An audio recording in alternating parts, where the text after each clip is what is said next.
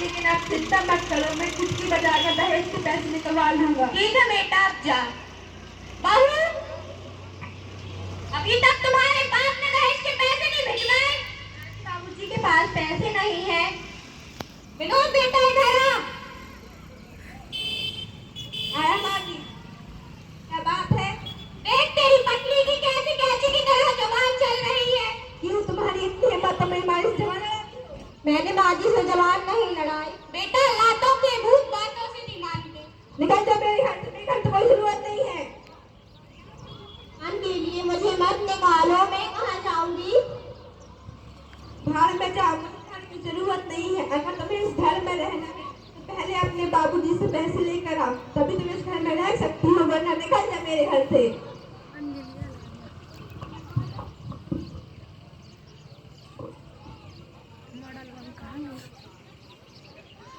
बेटी तुम यहाँ कैसे और तुम्हारे साथ दामाद नहीं आए? पिताजी, मेरे ससुराल वालों ने दहेज ना देने के कारण मुझे घर से निकाल दिया है। बिना दहेज वो मुझे घर में घुसने नहीं देंगे। वो ऐसा कैसे कर सकते हैं? शादी के बाद उन्होंने बात ठीक कर लिया था। ये भी तो तेरा घर है, मैं घर बेच दूंगा। नहीं पिताजी, आपको घर बेचने की कोई जरूरत नहीं है, ना ही मैं उस घर में वापस जाना चाहती हूँ। कोई बात नहीं, ये तेरा घर है, दोनों साथ मिलकर रहेंगे। विनोद बेटा, तुम्हें पता है बगल के गांव में एक लाला जी रहते हैं, उनकी एक बेटी है, बीए पास है। तुम उनकी बेटी से शादी कर लो, शादी में बहुत सारा पैसा, घर का सारा सामान, सब कुछ मिलेगा। इतना सब कुछ मिलेगा माँ जी? फिर तो मैं वही शादी करूंगा, जरूर शादी करूंगा, चाहे लड़की कैसी भी हो। ठीक है बेटा, मेरे लिए नई बहू लेकर आ। जी माँ जी, लाता हूँ। माँ जी, मैं आपके लिए नई बहू लेकर आया। आई बेटा, आरती की थाल लेकर आ।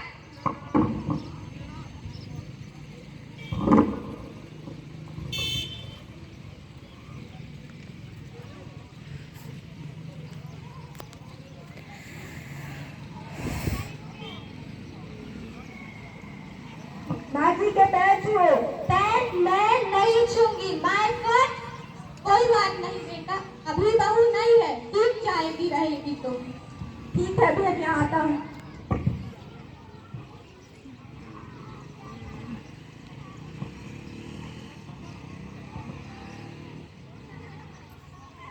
माँ जी, आप कहाँ हो? आई बहू। क्या बात है? ये कोल्ड ड्रिंक लेकर आओ, मुझे प्यास लगी है। पर यह क्या होती है? वही जो मेरे डैडी ने दी थी, एक गिलास ले आओ। अभी लाती हूँ।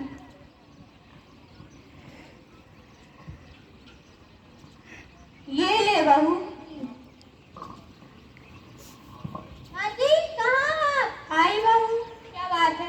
देखो ना, मेरा कपड़ा कितना गंदा पड़ा है, झाड़ू लगा दो ना प्लीज। भैया तो तुम्हारा काम है, तुम करो, मैं क्यों करूंगी?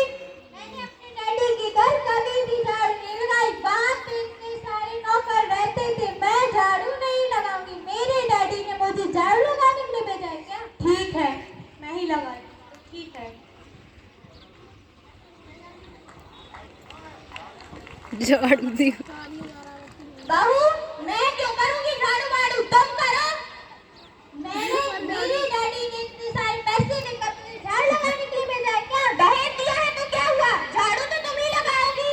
मैंने अपने पापा के घर कभी भी झाड़ू नहीं लगाई। ठीक है, मैं ही लगा ली।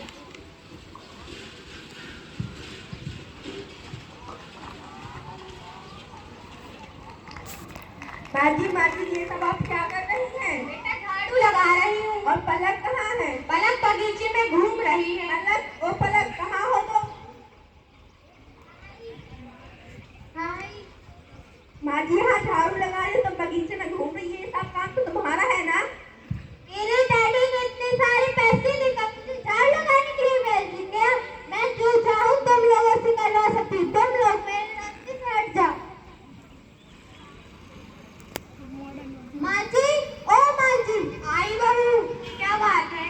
घर का सारा काम संभालना है ना, मैं अपनी फ्रेंड के साथ मूवी देखने जा रही हूँ। ठीक है बहू, जाओ।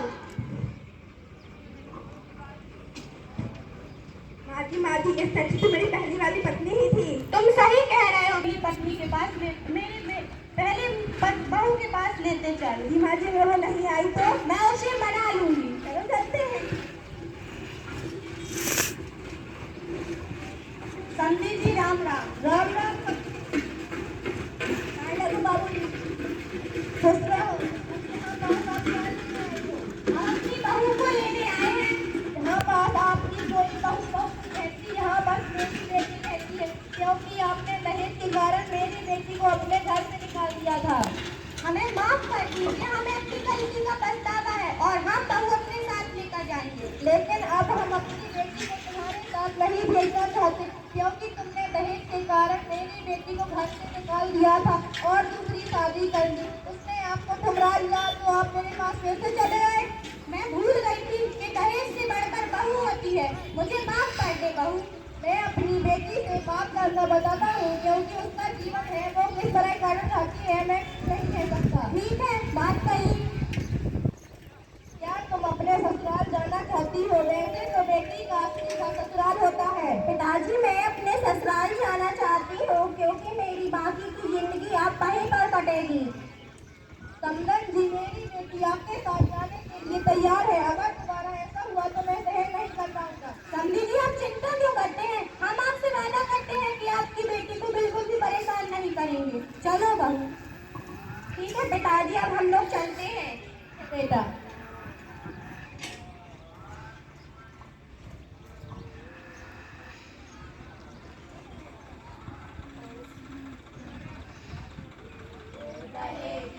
ठेकेदारों तुम्हें अकल कब आएगी? दहेज लेने की बीमारी भारत से कब जाएगी? माफ कर दीजिए, आपसे निवेदन है कि अपने जीवन में कभी भी दहेज ना ले ना दे, क्योंकि दहेज देने वाले का हाथ मेरी तरह होगा। धन्यवाद।